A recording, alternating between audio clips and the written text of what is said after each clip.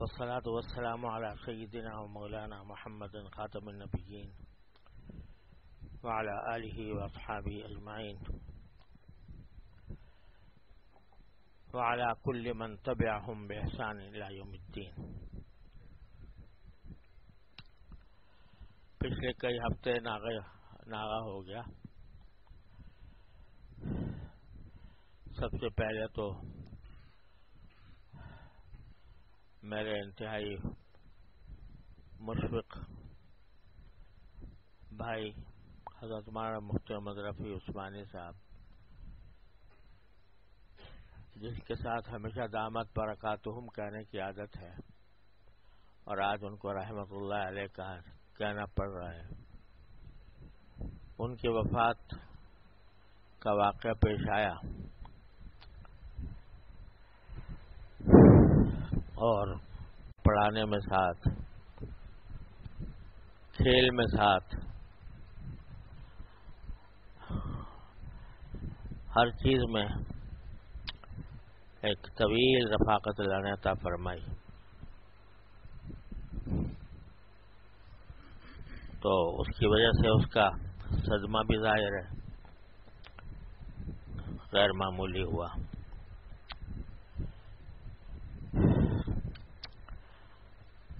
لوگوں کی آمد و رفت تعزیت کرنے والوں کی اب تک جاری ہے مستقل، اور اس کو بہت ہی سیلاب تھا. پھر مجھے لاہور کا بھی سفر پیش آیا اور اس کے بعد اب اللہ تعالیٰ نے عمرے کی بھی توفیق بخشی، انہی کی طرف سے عمرہ کیا. اس وجہ سے کئی ہفتے حاضری نہیں ہو سکی.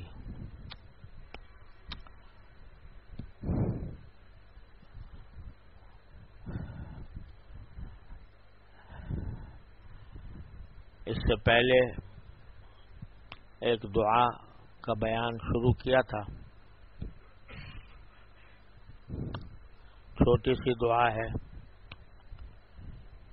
لیکن بڑی معنی خیز ہے. اللہ تعالی ہم سب کو اس کا مصداق بننے کی توفیق عطا فرما دے. اللہم اجعلنی صبورا واجعلنی شکورا. کہ اللہ مجھے بہت صبر کرنے والا بنا دے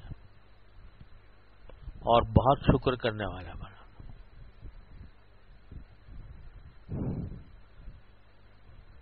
جیسا کہ عرض کیا تھا کہ ہمیں دنیا آخرت کے ہر کام میں صبر کی ضرورت ہوتی ہے. اور صبر کا مطلب یہ ہے کہ اپنے آپ کو اپنی طبیعت کے خلاف، خواہش کے خلاف کسی کام پر باندھ کر رکھنا، یہ صبر ہے. اور قرآن کریم بھرا ہوا ہے صبر کی فضائل سے، اور ساتھ ہی جگہ جگہ یہ بیان فرمایا گیا ہے کہ جنت جو ہے در حقیقت وہ صبر کا صلہ ہے. اولئک یجزون الغرفۃ بما صبروا.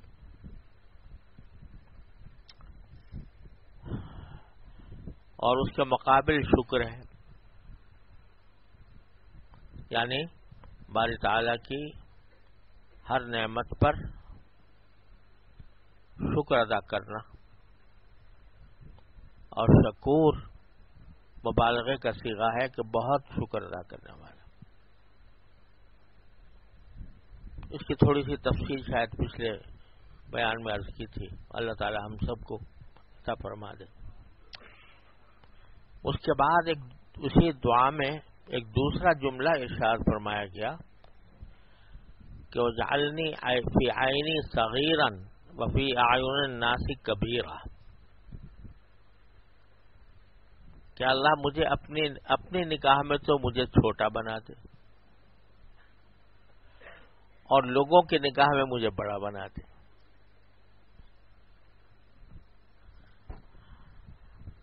دونوں باتیں بڑی عجیب معنی خیز ہیں. مجھے اپنی نگاہ میں چھوٹا بنا دے، کیونکہ انسان سے جتنی بھی بد اخلاقیاں سرزد ہوتی ہیں یا کسی دوسرے کا حق پامال انسان کرتا ہے وہ بھی، اور جو غلطیاں سرزد ہوتی ہیں وہ بھی، در حقیقت نتیجہ ہوتا ہے اپنے آپ کو بڑا سمجھنے کا. کوئی آدمی زیادہ صحت مند ہے، قوی ہے، مضبوط ہے، تو اس کو ناز ہوتا ہے اس بات پر کہ میں بہت صحت مند ہوں، بہت مضبوط ہوں، بہت بہادر ہوں. کسی کو اللہ تعالیٰ نے علم عطا فرما دیا ہے، اس کو علم کا ناز ہوتا ہے کہ میں بہت زیادہ علم رکھتا ہوں، دوسروں سے زیادہ ہوں، میں عالم ہوں، دوسروں سے زیادہ مجھے پتہ ہے، معلومات ہیں، اس کے اوپر ناز ہو جاتا ہے. اور اگر کسی کو عبادت کی توفیق ہوئی ہے تو بعض اوقات اس کو عبادت پر ناز ہو جاتا ہے کہ میں بڑا عبادت گزار ہوں. تو یہ سب سے بڑی مصیبت جو انسان کے لیے ہے وہ اس کی انا ہے، میں ہوں، اور یہ بھول جاتا ہے کہ میری حقیقت کیا ہے، کہاں سے میں وجود میں آیا.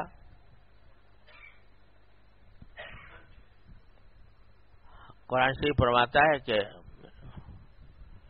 خلقناہ من نطفۃ فاذا ہوا خصیم مبین. چھوٹا سا ایک نطفہ تھا، ایک دوسری جگہ قرآن کریم میں اس کو ماء مہین فرمایا، یعنی ذلیل قسم کا پانی. اس سے تو میں نے پیدا کیا اس کو، اور فاذا ہوا خصیم مبین، اور جب ذرا بڑا ہو گیا میری تربیت سے، میری پرورش سے، تو بڑا جھگڑالو بن گیا، لوگوں سے جھگڑتا پھرتا ہے. تو کیوں جھگڑتا ہے؟ اس کو اپنی اصل کا خیال ہی نہیں رہتا، میں کہاں سے آیا تھا اور میرے بس میں کیا ہے. کوئی کام بندہ کر ہی نہیں سکتا جب تک کہ اللہ جل جلالہ کی توفیق شامل حال نہ ہو. یہاں تک کہ میں اگر ہاتھ اٹھا رہا ہوں یہاں سے یہاں تک، تو اللہ تبارک و تعالی نے جو میرے دماغ کا سسٹم بنایا ہے وہ پتہ نہیں کتنے سگنل بھیجتا ہے، تب جا کر میں ہاتھ اٹھانے کے قابل ہوتا ہوں. ابھی ہمارے ایک ڈاکٹر ہیں بیچارے آج کل بیمار رہتا ہے، ان کو صحت عطا فرمائے، وہ بتا رہے، وہ کہہ رہے وہ دماغی کے خاص وہ ہیں، تو کہہ رہے تھے کہ جب ہم ہاتھ اٹھاتے ہیں، اوپر سے لے کے ہاتھ اٹھاتے ہیں نوالا لینے کے لیے، تو 11 یا 21 مجھے صحیح یاد نہیں رہا، اتنے سگنل آتے ہیں دماغ سے، تو یہ کام ہوتا ہے. اگر اس میں سے ایک سگنل بیچ میں رہ جائے تو ہاتھ بجائے وہاں تک پہنچنے کے گر جائے، ختم ہو جائے. تو جس شخص کو اپنا ہاتھ اٹھانے کی بھی قدرت نہیں ہے، اگر اللہ تبارک و تعالی ایک سگنل بند کر دے، ختم. تو جس کو اپنا ہاتھ اٹھانے کی بھی استطاعت نہیں ہے خود سے، وہ کہتے ہیں جی میں ہوں، میں یہ ہوں اور میں وہ ہوں، میں بڑا بہادر ہوں، میں بڑا قوی ہوں، میں بڑا ذہین ہوں، میں بہت علم رکھنے والا ہوں. تو یہ انا جو ہے جب یہ پیدا ہو جاتی ہے تو اس انا کے نتیجے میں ساری خرابیاں پیدا ہوتی ہیں. ساری خرابیاں اس بات سے پیدا ہوتی ہیں کہ آدمی نے اپنے آپ کو کچھ سمجھ لیا. میں یہ کر دوں گا، میں وہ کر دوں گا، دعوے، وعدے، خدا جانے کیا کچھ. وہ کیوں ہو رہا ہے؟ اس واسطے کہ اپنے آپ کو بڑا سمجھا ہوا ہے. یہ نہیں جانتا کہ جس بات کا دعویٰ کر رہا ہے وہ تیرے بس میں نہیں ہے. جو کام کرنے کا ارادہ کر رہا ہے، میں یہ کر دوں گا، وہ کر دوں گا، تو یہ انسان کے بس میں نہیں ہے. علم پر اگر ناز ہے تو کس نے دیا؟ صحت پر ناز ہے تو کس نے دیا؟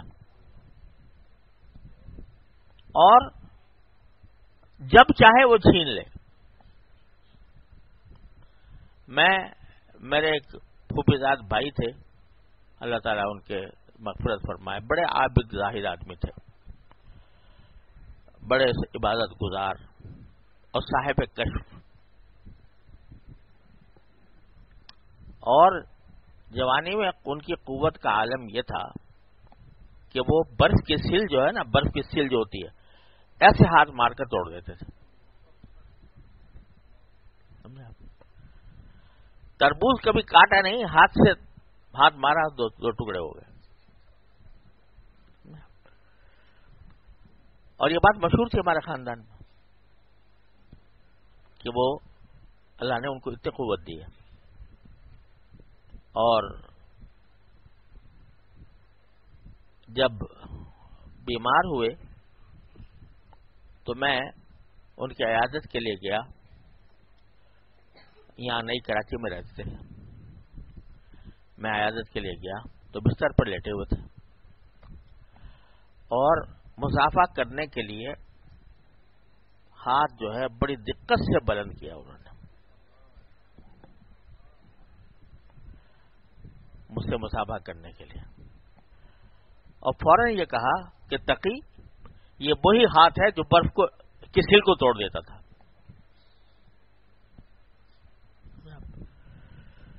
تو کس بات پر ناز کرے انسان؟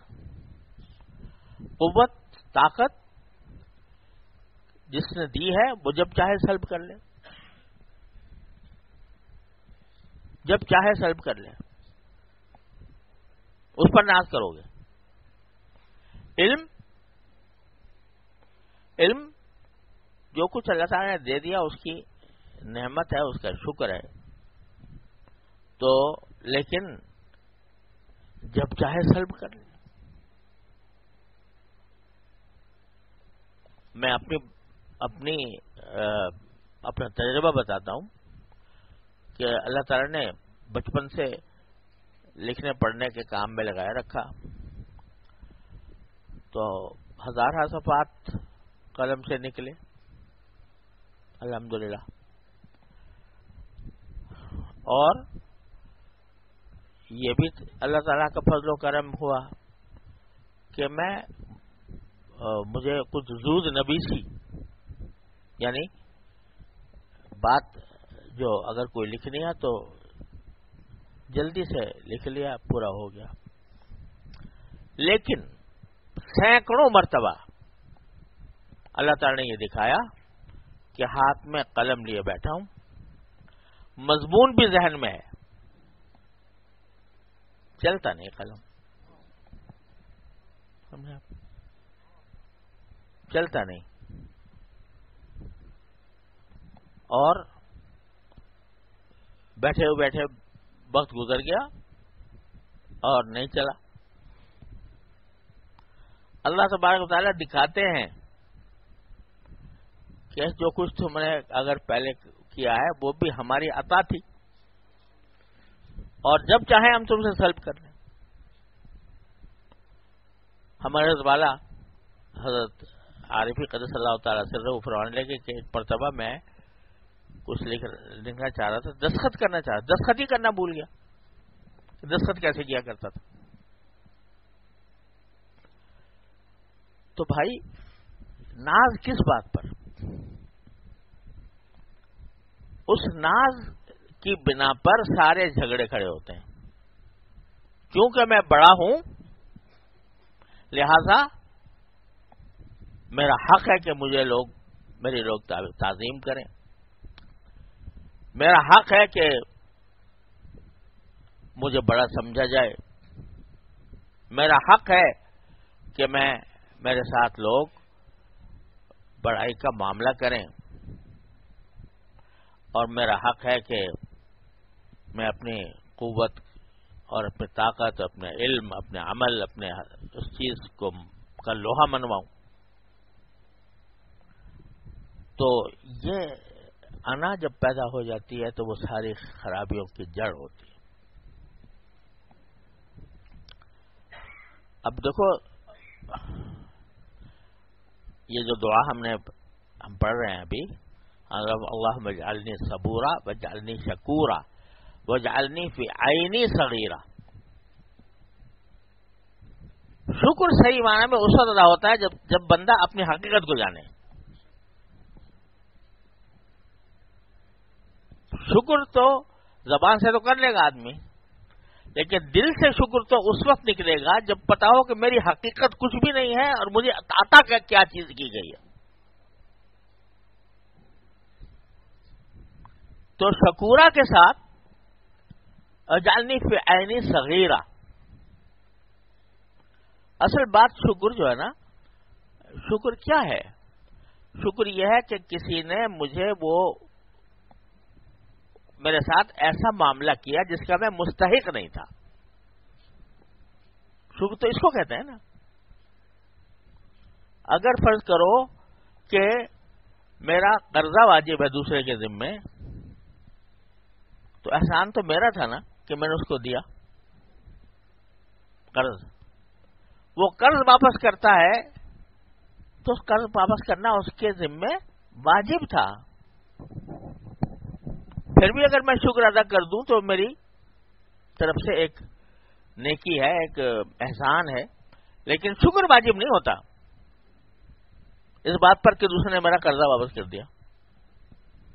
شکر اس وقت ہوتا ہے جبکہ انسان استحقاق نہیں رکھتا کسی بات کا، بغیر استحقاق کے اس کو کوئی چیز دی جاتی. ہدیہ کوئی لائے محبت کا، تو جس کے پاس ہدیہ لے کے جا رہا ہے اس کا کوئی استحقاق نہیں تھا، اور دینے والے کے ذمے کوئی فرض نہیں تھا کہ وہ ہدیہ دے اس کو، لیکن دے رہا ہے تو یہ استحقاق سے آگے جا کر دے رہا ہے، لہذا شکر ہے. سمجھے نا؟ تو شکر اصل میں ہوتا ہی اس وقت ہے جبکہ انسان اس بات کا احساس کرے کہ جو مجھے ملا ہے وہ میرے استحقاق کا نہیں ہے، میرے استحقاق سے بالا ہو کر دینے والے نے دیا. اگر کہ سمجھ رہا ہے کہ میں ہوئی ایسا کہ میں خود مستحق تھا اس بات کا کہ اللہ تعالیٰ مجھے صحت دے، مجھے قوت دے، مجھے علم دے، مجھے دولت دے، تو پھر شکر کہے گا. اگر میرا استحقاق تھا اللہ تبارک و تعالیٰ کے اوپر معاذ اللہ واجب تھا کہ مجھے ایسا بنا تھا. جب قارون سے کہا گیا، قارون جس کا خزانہ مشہور ہے، اس سے کہا گیا شکر کیا بھائی، شکر ادا کر، تو اتنا بڑی دولت تجھے دی ہوئی ہے اللہ تعالیٰ نے. تو کیا کہا اس نے کہا انما اوتیتہ علی علم عندی، یہ دولت تو مجھے اپنے علم کی بدولت ملی ہے. مجھے تجارت کرنے کا اور روپیہ کمانے کا، پیسے کمانے کا ہنر حاصل تھا، اس ہنر سے میں نے جمع کیا. شکر کس بات کا؟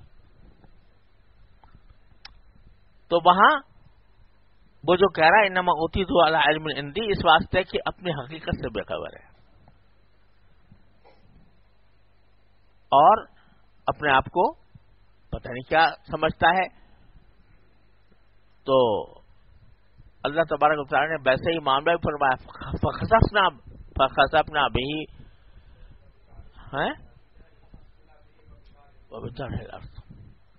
دھسا دیا زمین میں. جو شخص جس کے بارے میں قرآن کہتا ہے کہ ان مفاتحہ لتنوء بالعصبہ، اس کے خزانے کی جو چابیاں تھیں نا وہ بھی ایک اونٹ پر لاد کر لے جائی جاتی تھیں.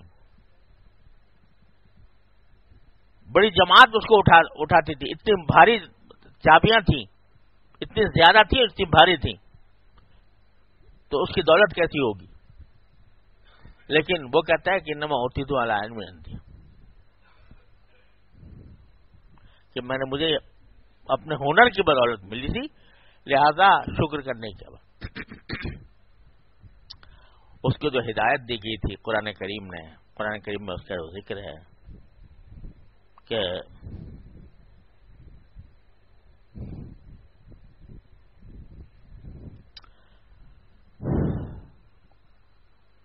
وابتغ فیما آتاک اللہ الدار الآخرۃ ولا تنس نصیبک من الدنیا واحسن کما احسن اللہ الیک ولا تبغ الفساد فی الارض. 4 ہدایتیں دی تھی قارون کو.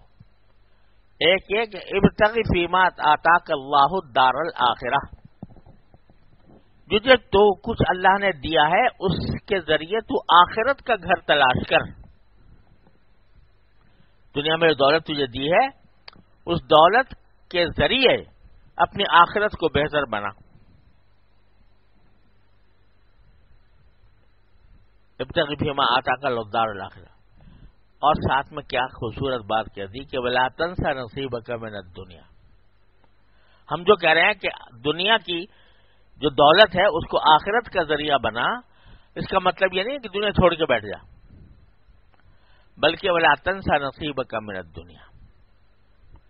دنیا میں جو اللہ نے تجھے حصہ دیا ہے، نصیب تیرا ہے، اس کو بھول نہیں، وہ بھی حاصل کر لے جائز حلال طریقے سے. وَلَا تَنْسَ نَصِيبَكَ مِنَ الدُّنْيَا وَأَحْسِنْ كَمَا أَحْسَنَ اللَّهُ إِلَيْكَ. اور جیسے اللہ نے تیرے ساتھ احسان کیا کہ اتنی بڑی دولت دے دی تجھے، تو ایسا ہی تو دوسروں کے ساتھ بھی احسان کر. وَأَحْسِنْ كَمَا أَحْسَنَ اللَّهُ إِلَيْكَ وَلَا تَبْغِ الْفَسَادَ فِي الْأَرْضِ. اور زمین میں فساد پھیلانے کی کوشش نہ کر. یہ اتنی ہدایت، اگر یہ 4 باتیں آدمی ذہن میں رکھ لے اپنے مال دولت کے بارے میں کہ یہ مال جو کچھ ملا ہے مجھے آخرت کی تیاری کے لیے ملا ہے. میں اور لا تنس نصیبک من الدنیا، اس کا مطلب یہ نہیں کہ کھانا پینا چھوڑ دے، اپنے اہل و عیال کو بھوکا مار دے، بلکہ لا تنس نصیبک من الدنیا. لیکن جیسے اللہ نے احسان کر کے تجھے دیا ہے تو دوسروں کے ساتھ بھی تو احسان کر.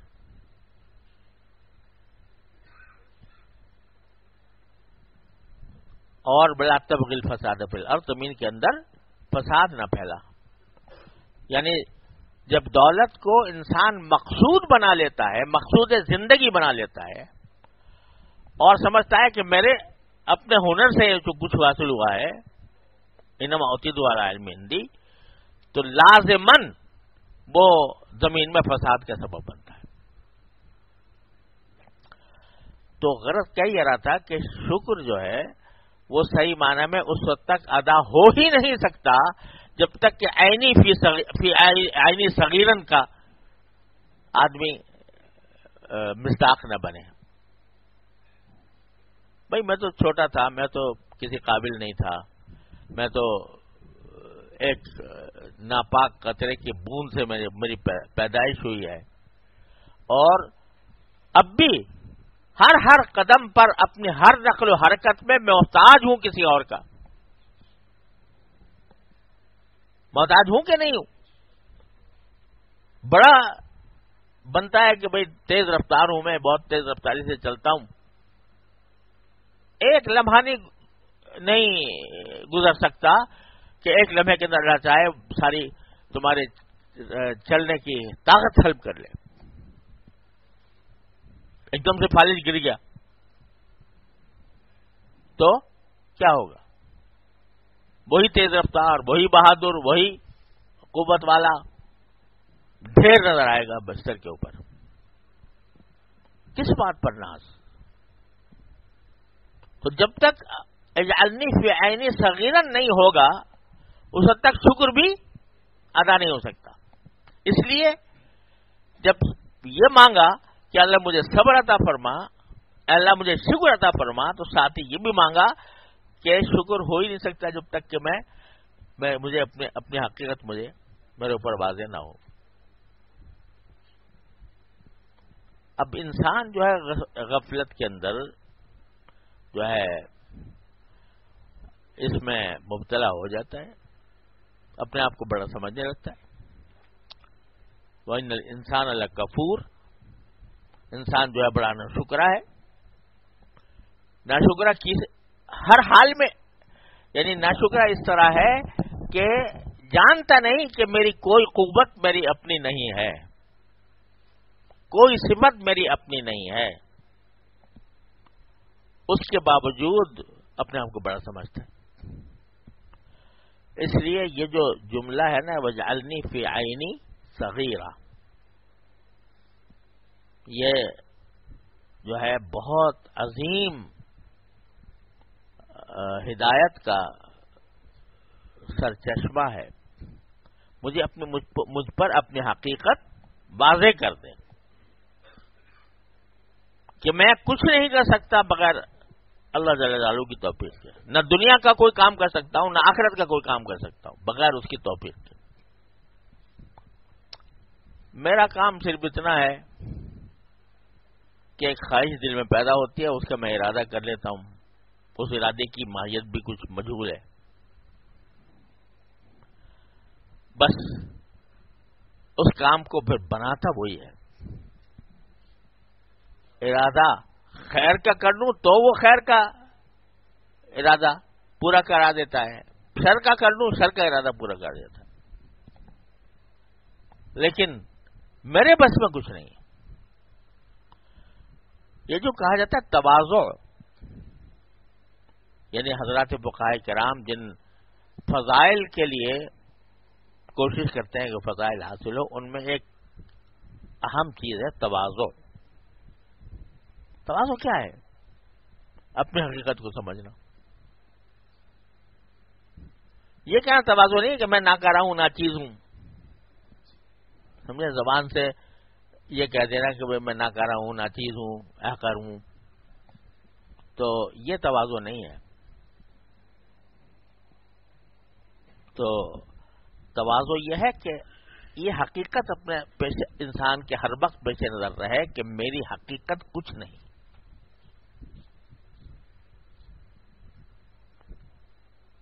میرا علم کچھ نہیں، یعنی میری اپنی کوئی صفت نہیں، میری دولت میرا کام میری نہیں، عطا ہے، جو کچھ ہے عطا ہے اس کی.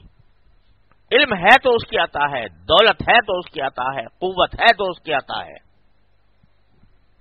میرا کچھ نہیں. یہ ہے تواضع. ٹھیک ہے، اس تواضع کے آثار بعض اوقات انسان کی اعمال پر بھی ظاہر ہو جاتے ہیں. عجز انکساری طبیعت اس تواضع کی وجہ سے، اس حقیقت کو سمجھنے کی وجہ سے بعض اوقات وہ ظاہر پر بھی اثر انداز ہو جاتا ہے. آدمی کے اندر انکساری ہوتی ہے، دوسروں کے ساتھ عاجزی کے ساتھ انسان ملتا ہے، تکبر سے نہیں ملتا. یہ سب آثار پیدا ہو جاتے. بعض اوقات نہیں بھی ہوتے لیکن تواضع کی حقیقت موجود ہوتی ہے. یعنی ظاہری آثار نظر نہیں آ رہے، لیکن چونکہ دل میں اس کے پتہ ہے کہ میری حقیقت کچھ نہیں ہے. ایک بزرگ تھے، جب کوئی ان کی کوئی تعریف کرتا کہ جی حضرت آپ بڑے عالم ہیں، آپ بڑے صوفی ہیں، آپ بڑے بزرگ ہیں، آپ بڑے عبادت گزار ہیں، تو خوب خوش ہوتے تھے اور خوشی کا اظہار کرتے تھے. تو کسی کا اب سارے عام طور سے ہوتا ہی ہے کہ جب کوئی کسی کی تعریف کرتا ہے، جی میں کیا ہوں، میں کچھ بھی نہیں ہوں، اس طرح کے الفاظ زبان پہ آتے ہیں، سمجھا، وہ خوشی کرتے تھے. اچھا بھائی بڑا تو تم نے خوشی کی بات. تو کسی نے پوچھا کہ حضرت آپ دوسرے لوگ آپ کی تعریف کرتے ہیں، آپ خوش ہوتے ہیں اس کے اوپر خوشی؟ تو کہتے ہیں میں اس لیے خوش ہوتا ہوں کہ یہ تعریف میری نہیں ہے، میرے اللہ کی ہے. سمجھا؟ میری کیا تعریف؟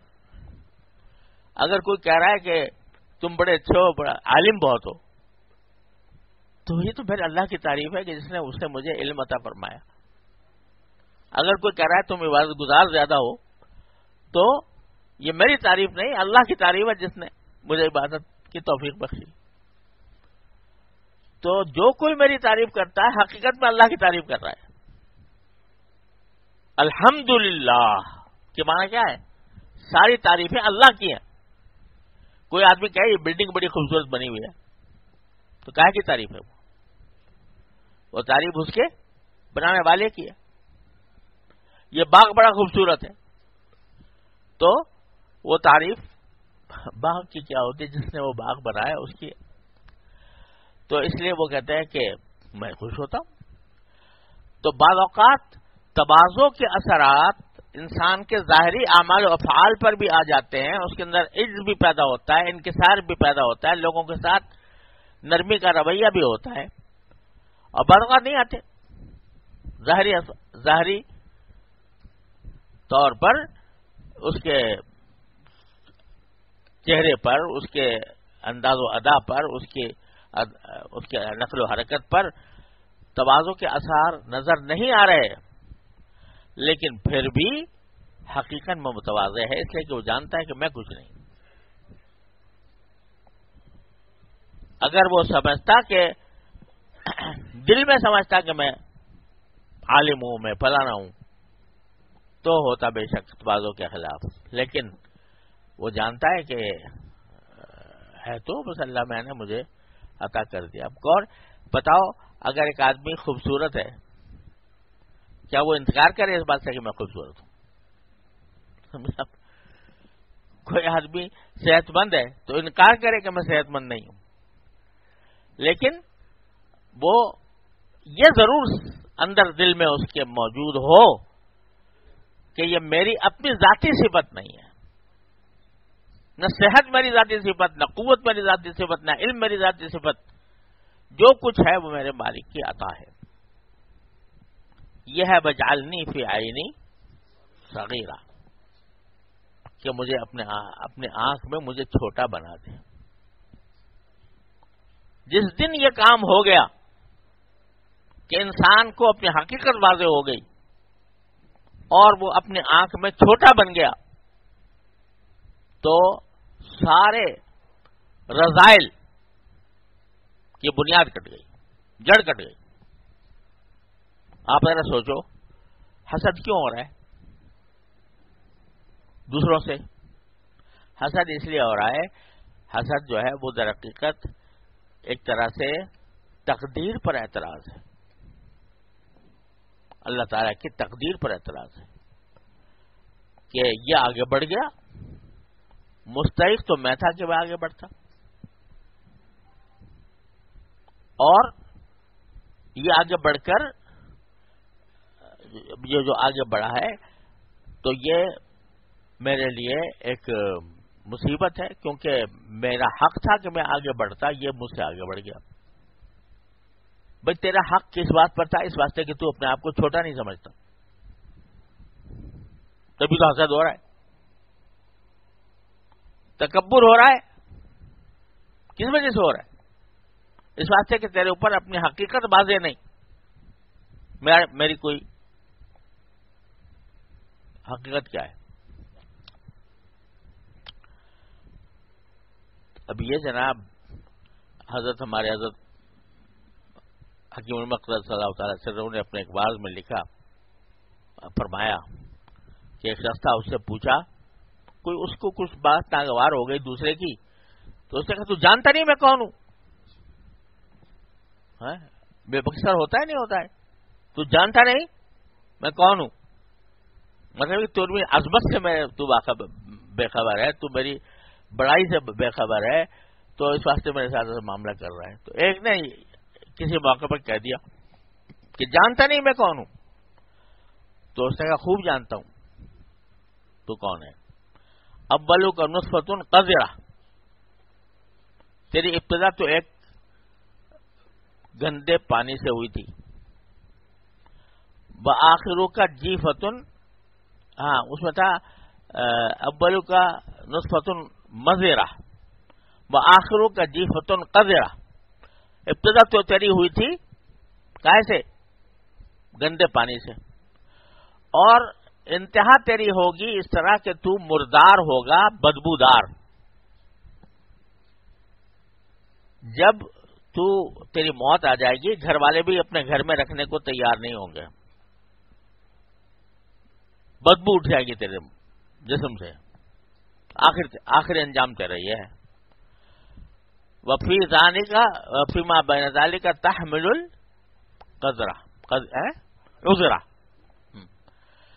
کہ اور یہ جو ابتدا اور انتہا کے زمانہ ہے جو زندگی گزار رہا ہے، وہ تو اپنے جسم کے اندر نجاستیں اٹھائے پھر رہا ہے۔ اللہ تعالیٰ نے کھال کے ذریعے پردہ پوشی کر رکھی ہے،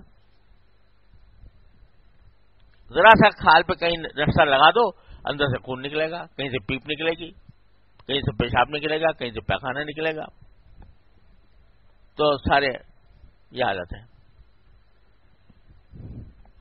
اور بڑا بن کر دکھاتا ہے، بڑا جو ہے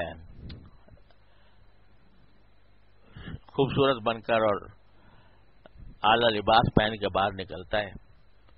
کبھی دیکھ لیا کر کے جب قضاء حاجت میں بیٹھتا ہے تو کیا حالت ہوتی تھی۔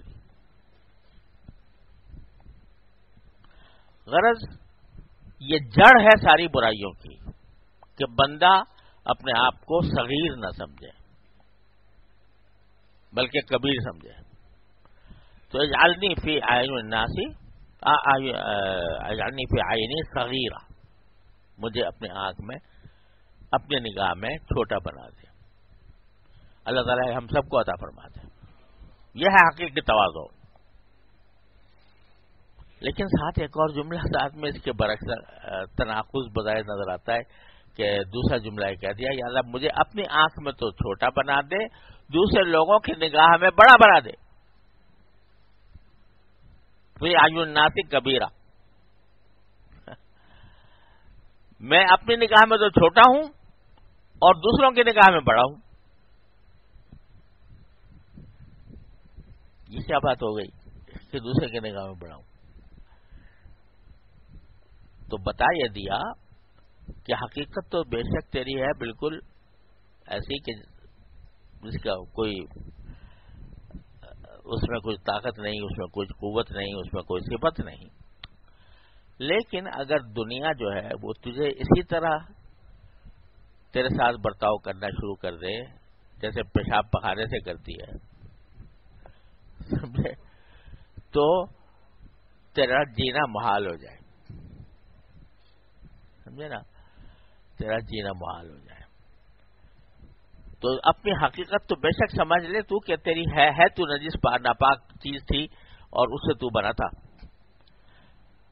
اور جو کچھ تھا اللہ تعالیٰ کی عطا تھا۔ لیکن اگر یہ بات لوگوں کے دل میں آ جائے، ہر آدمی دوسرے کو کہنے کہ تو تو ایسے گندا پانی ہے، سمجھا، اور اسی طرح اس کے ساتھ سلوک بھی کرے، تو زندگی محال ہو جائے۔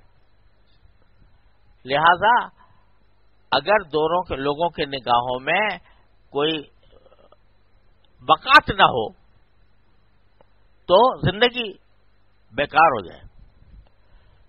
تو اس لیے فرما رہے ہیں کہ ایسا نہ ہو کہ جو میری حقیقت ہے وہ سارے لوگوں پر اس وقت ہر وقت مستحضر رہے ان کو، اور کوئی مجھے گھونسا مارے، کوئی مجھے تھپڑ مار دے، کوئی مجھے برا بھلا کہہ دے، کوئی ایسا کر دے، سمجھا۔ لہذا مجھے اس کی بھی ضرورت ہے کہ لوگ میرے ساتھ بڑائی کا معاملہ کریں، مجھے بڑا سمجھیں. اگر یہ نہیں سمجھیں گے تو میں جی نہیں سکوں گا. تو اس لیے یہی وجہ ہے کہ تواضع تو محبوب ہے، مطلوب ہے، مقصود ہے، واجب ہے، لیکن اذلال نفس کو ذلیل کرنا یہ محمود نہیں، یہ اس کا ہمیں حکم نہیں دیا گیا.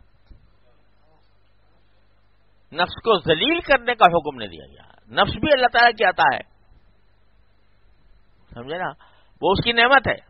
میرا وجود جو ہے وہ میرے باری تعالیٰ کی نعمت ہے. جب نعمت ہے تو اس کو ذلیل کرنا دوسروں کے سامنے یہ بھی پسندیدہ نہیں.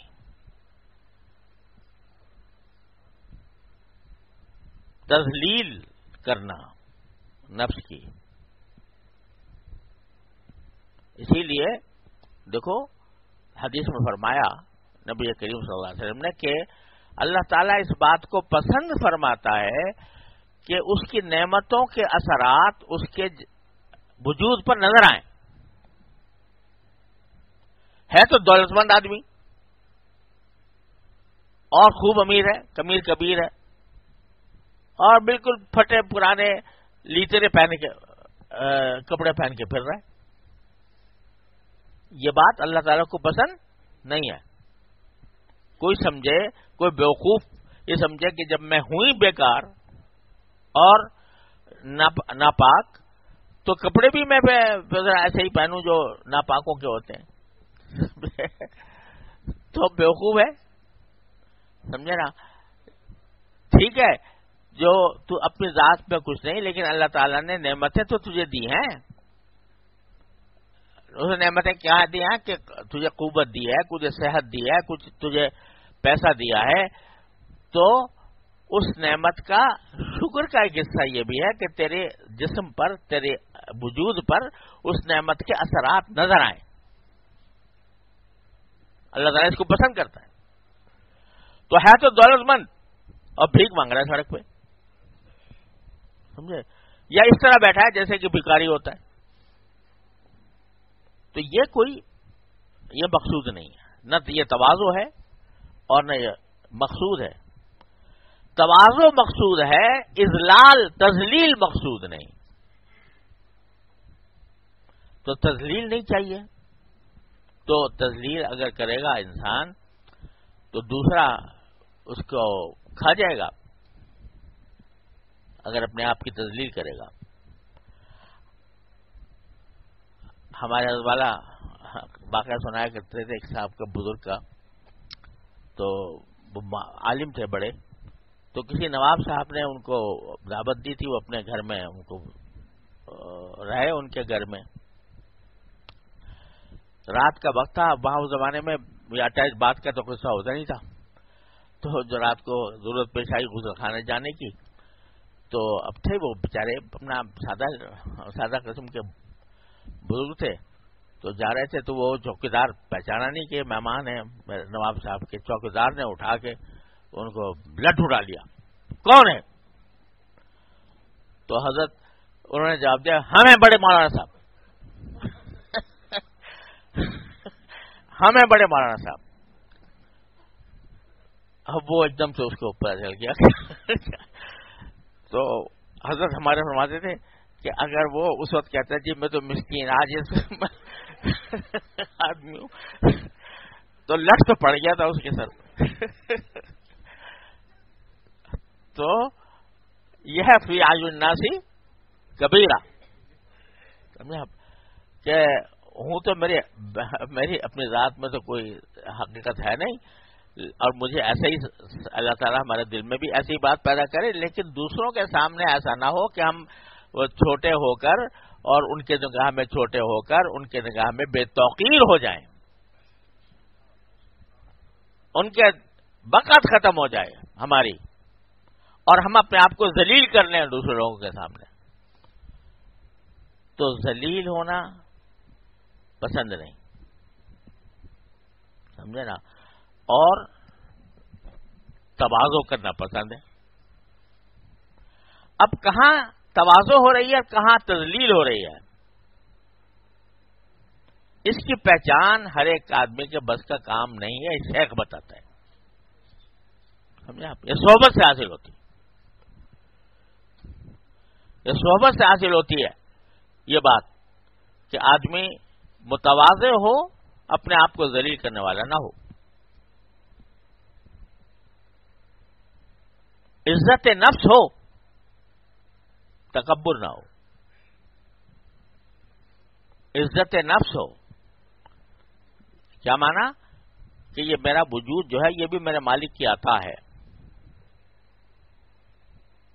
اور عطا ہے لہذا نعمت ہے. اس نعمت کی ناقدری نہیں ہونی چاہیے. اسی لیے فرمایا ان لنفسک علیک حقا، تمہارے نفس کا بھی تم پر حق ہے.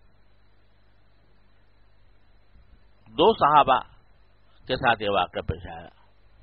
ساری رات جاگتے تھے اور سارے دن روزے رکھتے تھے.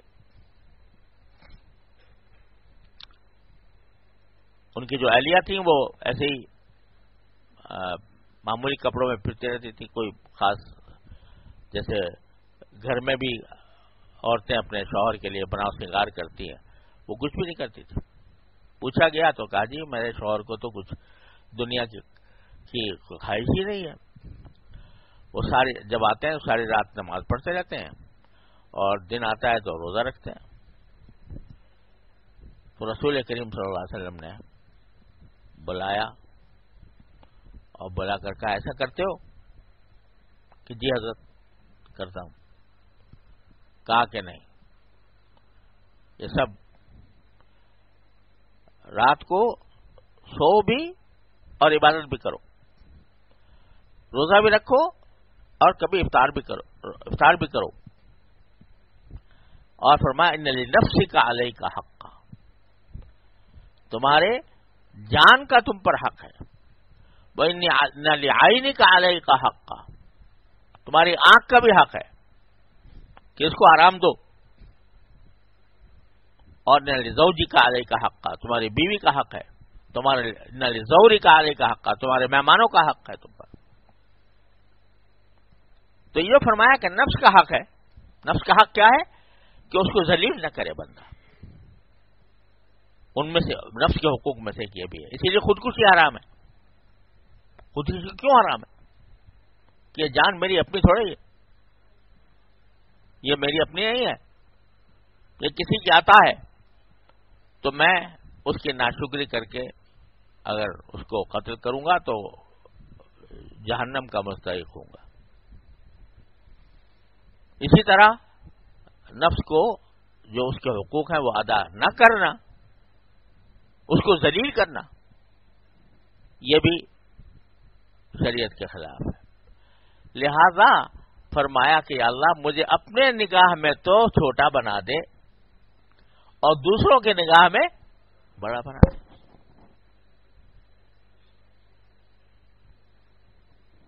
اب یہاں ہوتا ہی ہے کہ اپنی نگاہ میں بڑا ہو گیا، سمجھے، تو دوسروں کی نگاہ میں چھوٹا ہو جائے گا.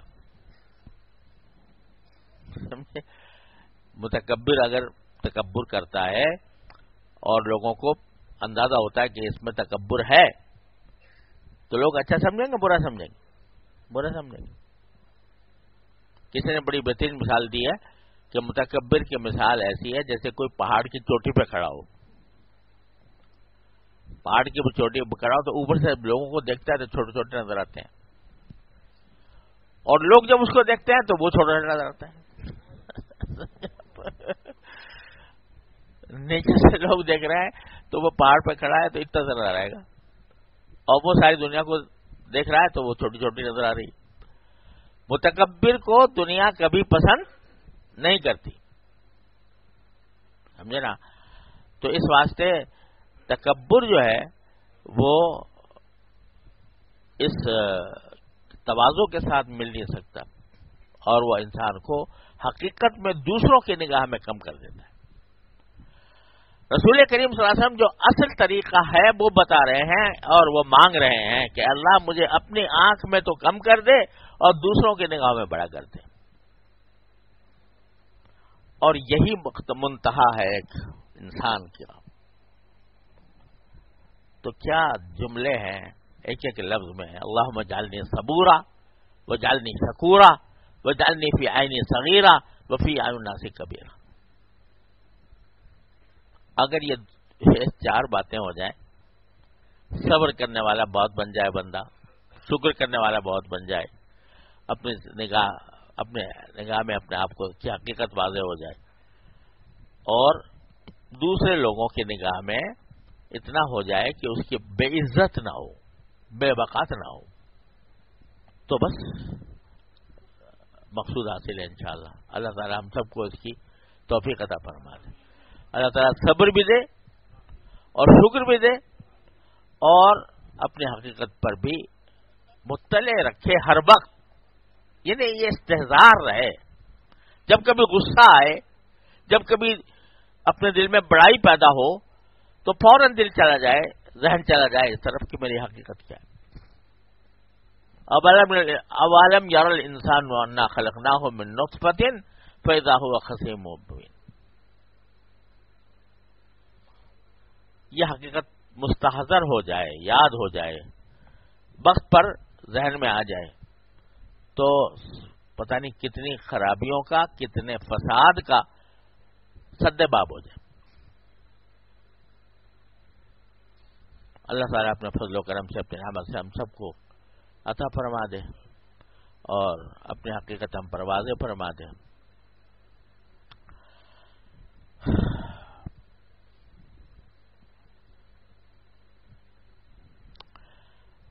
میری ایک نعت وہ ہے، مناجات ہے، دعا ہے، تو اس میں ایک شعر یوں ہے کہ جو تجھی سے لو لگا دے، جو مجھے میرا پتا دے. سمجھے آپ؟ جو مجھے میرا پتا دے، کیا مانا؟ کہ مجھ پر میری اپنی حقیقت واضح کر دے. تو یہ اللہ تبارک و تعالی ہم سب کو عطا فرما دے. جو تجھی سے لو لگا دے، جو مجھے میرا پتا دے. اللہ تبارک و تعالی اپنے فضل و کرم سے ہم پر فضل فرما دے اور یہ دعائیں ہمارے حق میں قبول فرما دے. وصلی اللہ تعالی علی خیر خلقہ سیدنا محمد وآخر دعوانا الحمدللہ.